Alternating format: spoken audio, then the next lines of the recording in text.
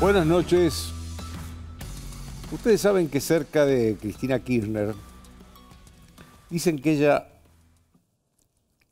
está segura de que el presidente Javier Milei va a fracasar. En el otro extremo hay fanáticos mileístas que dicen que el presidente va a triunfar a cualquier precio.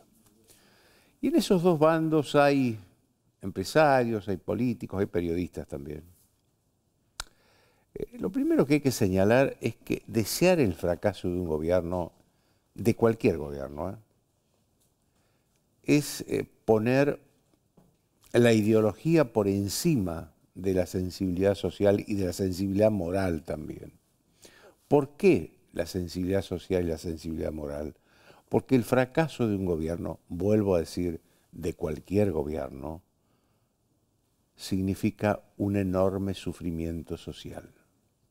¿Acaso no hubo sufrimiento social con el fracaso de Alberto Fernández? ¿No hubo sufrimiento social con el fracaso de Cristina Kirchner? ¿No hubo fracaso social en los 2 últimos años de Mauricio Macri cuando tuvo que ir al Fondo Monetario Internacional y aplicar una política de déficit cero? Claro que hubo sufrimiento social, muchísimo sufrimiento social, y lo podría haber si es que fracasara el presidente Milei. Seguramente si en un eventual fracaso del presidente Javier Milei habrá sufrimiento social. Desear que le vaya bien a un gobierno no significa renunciar, por lo menos en lo que hace al periodismo, a la responsabilidad de marcar lo que se hace mal o lo que no se hace. El periodismo tiene la responsabilidad de mostrar lo que nadie quiere ver. Eso es la síntesis del periodismo. Si el periodismo no hace eso, no tiene razón de existir. Directamente no tiene razón de existir. Veamos algo que pasó muy recientemente, que fue el choque de trenes en Palermo, la tragedia de Palermo. Tragedia que no fue porque no hubo muertos, pero sí hubo muchos heridos. A ver, todos sabemos que durante todos los años del kirchnerismo hubo desfinanciamiento del sistema ferroviario, mala administración, descuido del sistema ferroviario. Todos sabíamos, todo eso existió, no es un mito. Se descuidó al sistema ferroviario, que transporta en las cercanías de Buenos Aires a millones de personas por día. Hubo corrupción en el kirchnerismo con el sistema ferroviario. Un funcionario fue juzgado y condenado, Ricardo Jaime, secretario de Transporte. Un ministro, Julio De Vido, por la tragedia de Once, fue juzgado y condenado. Eso es el pasado, que existió y está presente. Pero en el presente también hay otras cosas que señalar. El gobierno decidió la emergencia ferroviaria, nadie sabe muy bien qué significa eso o qué va a significar eso, pero debería significar un plan claro de inversión en el sistema ferroviario. Vuelvo a repetir, en un sistema de transporte público que transporta diariamente en las cercanías de Buenos Aires a millones de personas que viajan con temor y con riesgo. La respuesta que viene dando el gobierno desde que asumió esto de no hay plata, yo creo que ya no es seria y no tiene sentido. Aun cuando no haya plata, aun cuando yo no descarto que no haya plata. Ahora, seguramente hay muchas áreas del gobierno donde todavía se sigue malgastando dinero del Estado. Habría que sacar la plata de ahí para llevarla al sistema ferroviario. Ese es el trabajo del Estado, administrar las necesidades de la sociedad. Eso es lo que hace el gobierno de Estados Unidos, el gobierno de Alemania, el gobierno de Francia, el gobierno de Inglaterra, todos los gobiernos serios del mundo. Otro tema para destacar. Fíjense que Juan Carlos de Pablo, que siempre está acá, y lo queremos y lo respetamos mucho, acaba de decir que, ojo, que puede haber un atraso cambiario que esté levantando el precio de las cosas en dólares. Ojo, los argentinos no ganamos en dólares. Yo no me explico, esto lo voy a hablar después con José Luis Esper, que está ya en el estudio, yo no me explico por qué el gobierno de Milei no abrió ya rápidamente las importaciones para que compitan con la producción nacional. Digo el gobierno de Milei porque es lo que piensa el gobierno de Milei. Yo no le puedo pedir eso a un gobierno que no piensa eso, pero el gobierno de Milei piensa que eso se debe hacer.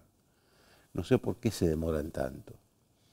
Hay cosas, hay silencios que a mí me llaman la atención. El precio de los medicamentos, por ejemplo. Se habla del precio de la lechuga, pero el precio de los medicamentos no habla nadie.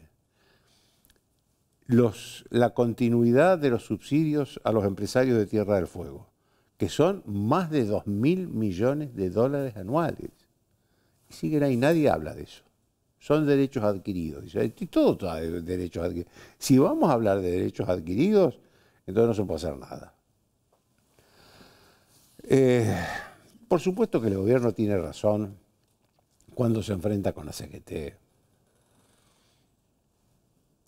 No hubo un gobierno que haya devaluado de tal manera la situación laboral y económica del país como el gobierno de Alberto Fernández. Y sin embargo, hay que preguntarse cuántos paros le hizo la CGT a Alberto Fernández. Ninguno, cero. A Javier Milei, que lleva solo... Alberto Fernández tuvo 4 años, ningún paro, cero. Javier Milei, 5 meses, 2 paros generales ya, y el anuncio de otro paro general ya por 36 horas, por 1 día y medio. Entonces, lo que uno ve, o lo que uno deduce al ver esto, es que los dirigentes sindicales no están defendiendo la situación de los trabajadores o preocupándose por la situación de los trabajadores. Están preocupándose por la situación de ellos. Temen que el gobierno de Milei haga una reforma laboral que les impida continuar al frente de los sindicatos donde están desde hace 50 años algunos de ellos. Yo siempre digo que la dirigencia parte, no toda, parte de la dirigencia sindical es preexistente a la dictadura militar. Es el único sector de la dirigencia sindical, de la dirigencia argentina, que viene desde antes de la dictadura militar. El único. Ahora, cambiar de fanatismos no sirve de nada. Antes era la grieta entre el kirchnerismo y el antikirchnerismo. Ahora es la fractura entre el mileísmo, entre los mileístas y los antimileístas. Y el presidente, como en su momento Cristina Kirchner, hace su aporte a esa fractura. Tratando mal a sus adversarios, descalificando a los periodistas, hace su aporte a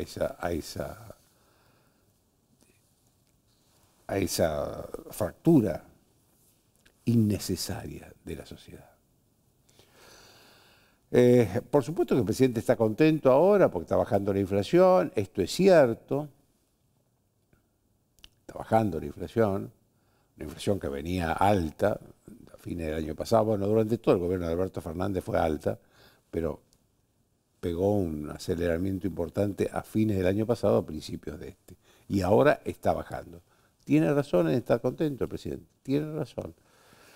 Ahora, tiene para mí que subir un peldaño más en la economía. ¿Y qué significa ese peldaño? La reactivación de la economía. La reactivación de la economía. Para mí eso es fundamental. Yo veo en las encuestas que hay esperanza en la gente, todavía hay esperanza, pero también empiezan a aparecer los primeros síntomas de fatiga social.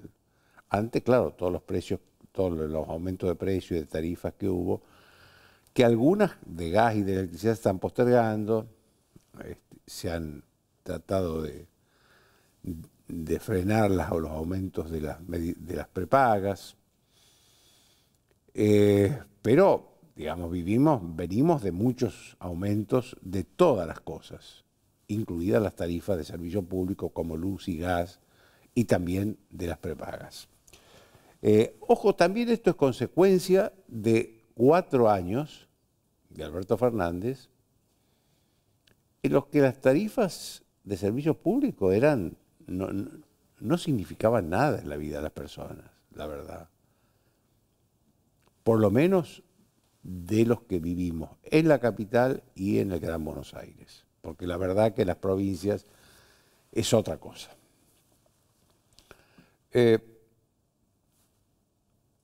También había los precios comunes, los precios de las cosas, los precios privados, estaban pisados, estaban congelados.